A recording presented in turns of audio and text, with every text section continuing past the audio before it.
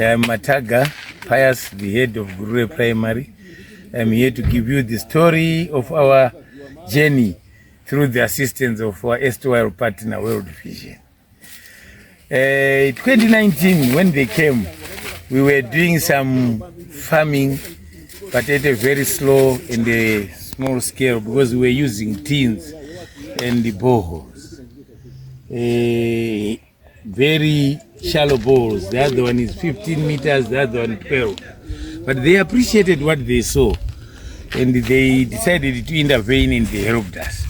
Wadaro wakabvunza kuti chemunombonya soda chinyi, tikati matiitira yenyuma yakanaka chaida permanent good source of water.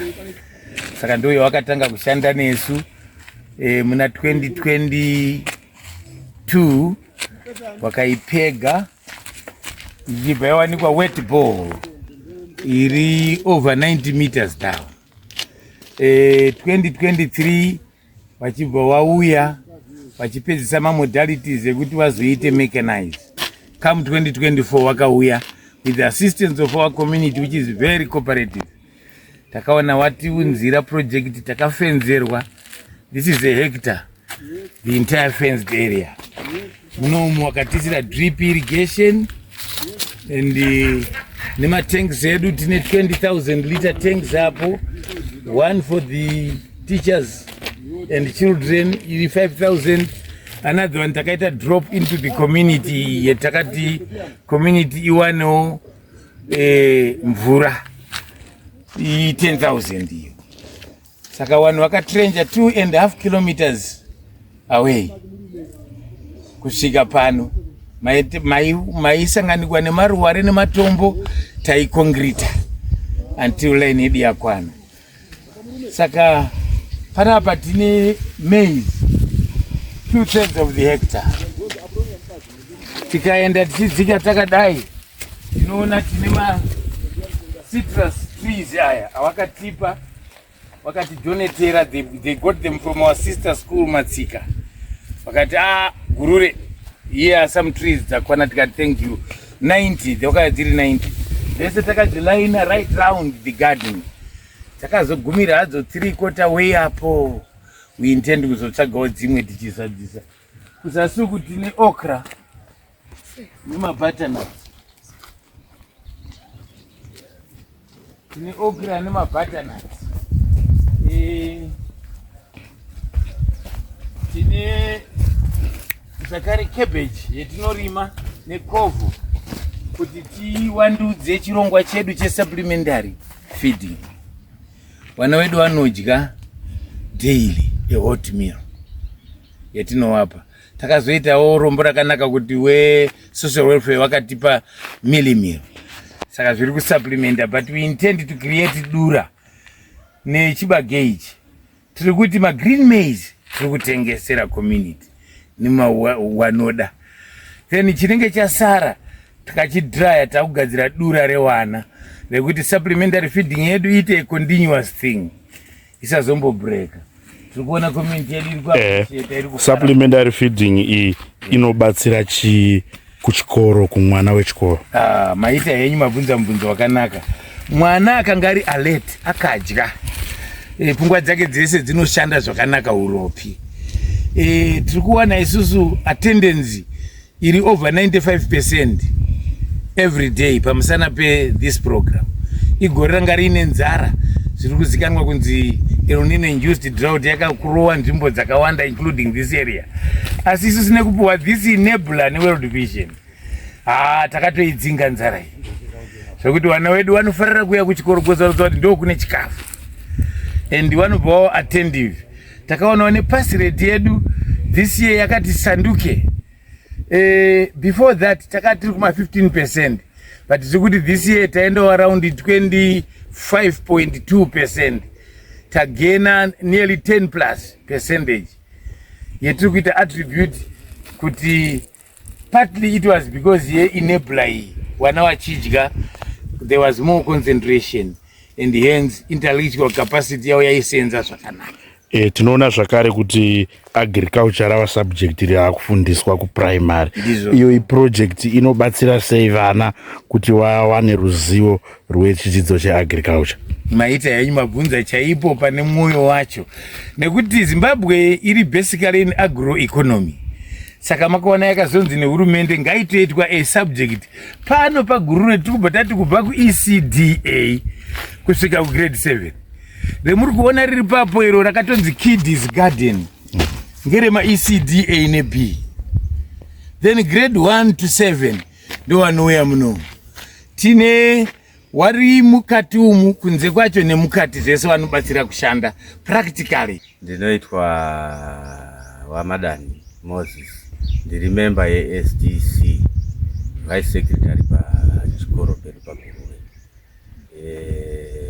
Maringe nenhau yewater program, ndinoda kutanga nekuti nditende hurumende yakatipa partner, yakatiunzira mvura matengi amunoona.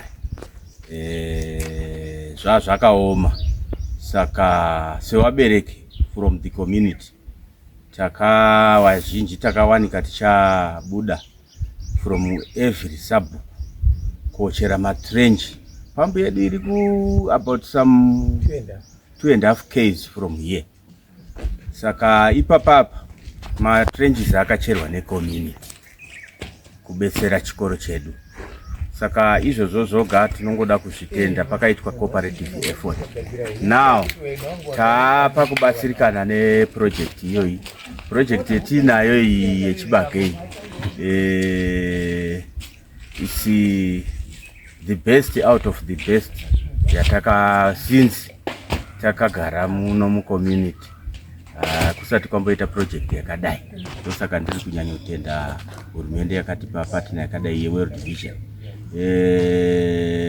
Chibage chirimo takuenjoya masales tiri kutotengesawo mucommunity.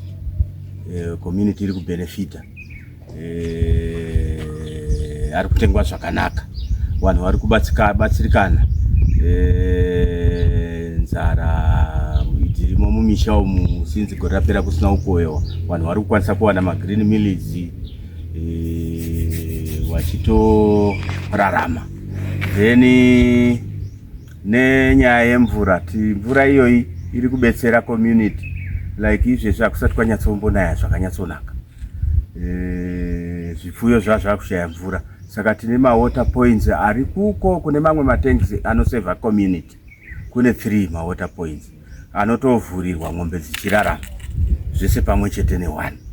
Saka zvinhu izvozvo takabatsirikana, nanhasi tiri kubatsirikana.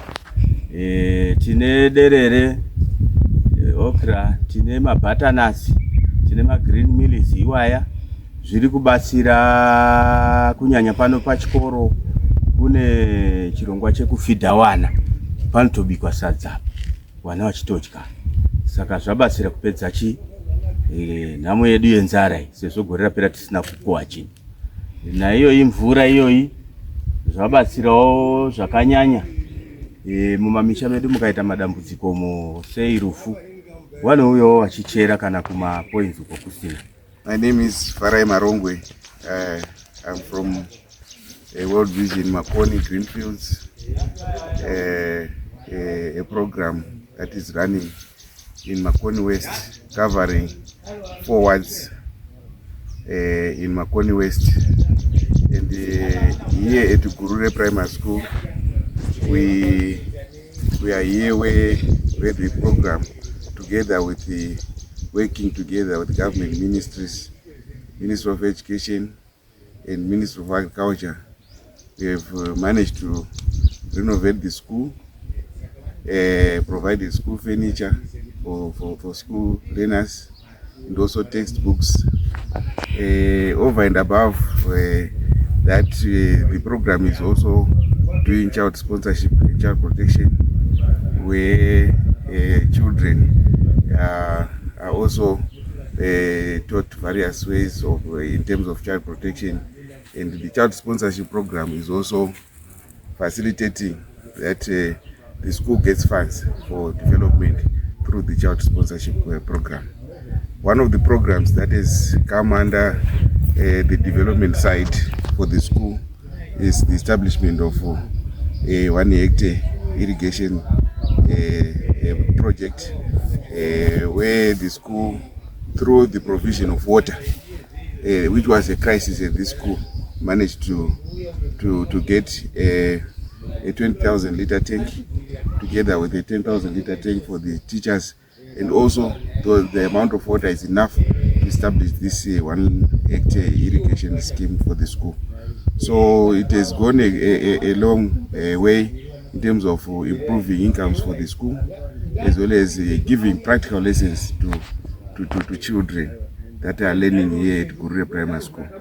So this is part of the efforts that World Vision Zimbabwe, Makoni Greenfields is doing to work in working together with the government, so that we complement each other and bring development to one of the schools, which is Gurule Primary School.